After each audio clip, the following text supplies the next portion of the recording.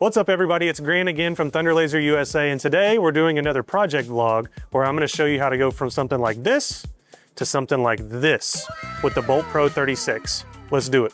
So what is metal marking spray?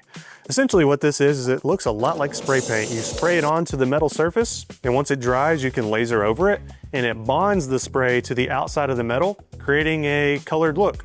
In this case, it'll be black. Now you only use something like this for when you're using a CO2 laser, because CO2 lasers can't actually engrave metal like a fiber laser can, but this allows you to get a similar effect with a CO2. Now there's a few different companies you can buy metal marking spray from. This is CerMark. Another one that I know that's really popular is Brilliance. I don't have an opinion either way on which one is better, but today I'll be using CerMark. There's tons of other ones out there on the market, so do your research and find the one that works best for you. So we're going to engrave through the powder coating on the tumbler. The tumbler will come back to the starting position, and then we will use metal marking spray to spray onto where we just engraved, and then engrave some of the areas again. So we'll show the metal backing right here, and then it will also have a black section of the engrave so that we have different colors going on, and it will create a pretty cool look that I think you guys will be excited about. Also, quick shout out to Julie and George from Pine Laserworks, because they're the ones who gave me this idea from a video they made here. So give them a look and let's get right into doing the job. So the first thing I'm going to do is get the rotary and put it into the machine. And I'm going to be using the Talon Pro chuck rotary, because what a chuck rotary does is it grabs the cup and rotates it. It's very important that this rotary takes it right back to that starting point so that we can match up with the first pass. All right, and once we got that rotary positioned into the machine and plugged in, we are going to get the diameter of the tumbler. In this case, it is 79.3 millimeters. Get the jaws of the chuck a little closer so that I can get them inside of the tumbler, tighten it up. Here we go. And then leveling the tumbler. So throw that on there right about there. So now we're over at Lightburn, and I'm going to get the file ready for us to run, and then make sure that the rotary setup is set up appropriately for the specific rotary that we're using, the Talon Pro. Okay, so I'm going to bring in a file of a Thunder Laser logo. There we go. Okay, now I'm going to draw a border around this. Let's go with offset. Hey! And let's offset it quite a bit. Bow, bow. This is what I'm feeling. There's no rhyme or reason to why I'm doing it this way. This is just what came to mind. So you want to make sure you have different sections of the file so that you can show that metal backing and the metal marking spray all within the same job on the tumbler.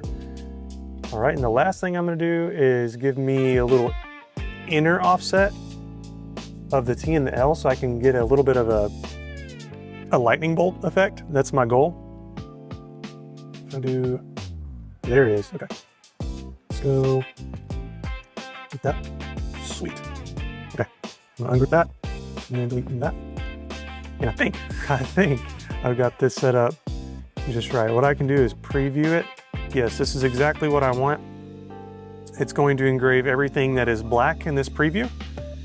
And so what I'll do is I'll engrave all of that with this first pass, and then I'll come back through and only highlight certain areas of it. Let's say maybe the letters here, the T and the L, and then possibly the border, and only engrave those the second time so that those will show black with the metal marking spray, and then the other parts won't. Last thing before I send it over is to make sure that the rotary is completely set up and ready to go. So I've got a rotary set up, chuck, and we've got 16,400 for steps per rotation, which is a really good number for the Talon Pro. And then earlier, that number that I told you to remember, which I almost forgot, but it's 79.3. You got to enter that in right there. The diameter of the tumbler goes in that section there. So now that that's good, I'm going to rotate this file and size it appropriately. Let's go 3 inches and then rotate it 90 degrees. I'm rotating it because the tumbler is going to be sitting sideways in the machine like that. So you want to make sure your logo or your design is oriented appropriately to how the tumbler is. Got to make sure these settings are dialed in just right. So I'm going to go 750 millimeters a second, 60% power. Sounds good, and 0.07 is great for line interval. Now this is a machine that I haven't engraved a tumbler on yet. Actually haven't done any of this before. It's a brand new machine, the Bolt Pro 36, so I'm kind of guessing at these settings, but this should get us in the ballpark. Let's run it. The file is loaded into the machine. Now I'm gonna move the laser head over to where the tumbler is, and this is the way that I like to line up the rotary. Everybody's got their own way of doing things, but I put the red dot close to the center of the talon. There's a little hole right in the center of that where the Allen screw is. So that's where I line up the red dot pointer to make sure that I'm centered there. Then I can drag it along the cup and make sure that we are still centered on this section. You can get the rotary to where it's completely level and then put a Sharpie dot, like maybe a metallic silver Sharpie dot there, so that you can line it up in this position all the way over to where that Sharpie dot is, and that's how you know that you're completely parallel with the gantry. Okay, now I'm gonna hit origin for the center of this tumbler since we found it, and then I'm gonna autofocus. It's gonna bring the bed up to hit the autofocus post on the laser head, and then drop the bed and the tumbler down to the appropriate location. Now I'm gonna frame it. One thing I see is the tumbler is wobbling just a hair, so I need to tighten this to make sure it doesn't do that. Let's frame it again. Much better. Let's run it.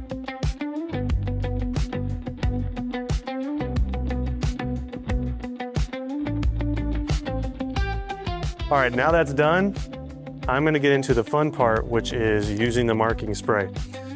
Now, some of you are not gonna like what I'm about to do, and that's okay.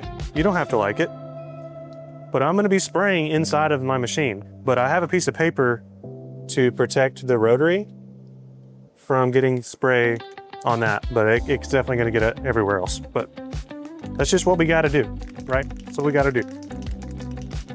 Okay. And it came off. At least we can say I tried. I think we're good. All right, so next, what I'm gonna do, because I don't have the patience to sit here and wait for that to dry, since I just sprayed way too much, is I'm gonna use a heat gun. Woo! And it's gonna help me dry this a lot faster. I also wanna use this because I bought it like 2 years ago and I've never used it, so that's a caveat.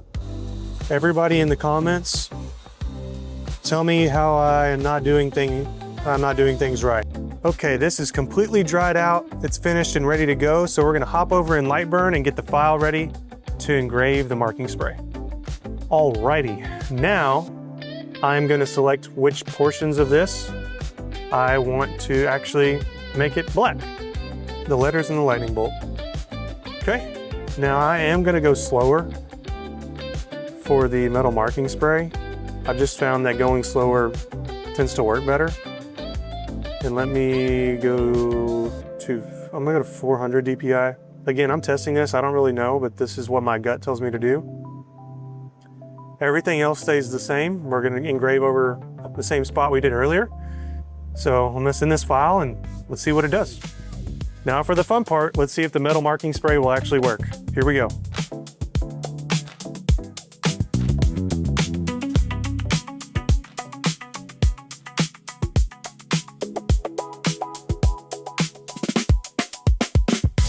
It's done. Now we got to take it over to the water, clean it off, and see how good we did. A lot of that comes off pretty instantly, but we got to scrub it a little bit.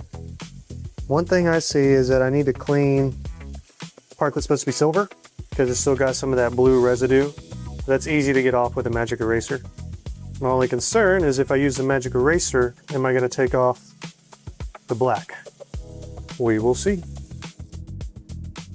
Final result, final point. So we're looking at it right now. You can see some of that blue hue in there, so I need to get that off with the magic eraser. All right, I gotta do the best I can to stay away from the black spot. That came out really cool, guys. I think with some trial and error, I can get the black to come out a little more smooth, and I would definitely play with the file more next time so that I can have more of the silver or stainless steel, like maybe in the center there. But I hope that this is something that you guys find interesting and that you can test it out yourself. Well, I'd love to see the pictures of stuff that you guys make. Be sure to like and subscribe, and we'll have some links in the description to the machine that we used today, the Bolt Pro 36, and there will also be a link to a guide on how to do this. Thank you so much for watching. and stay tuned for what's to come.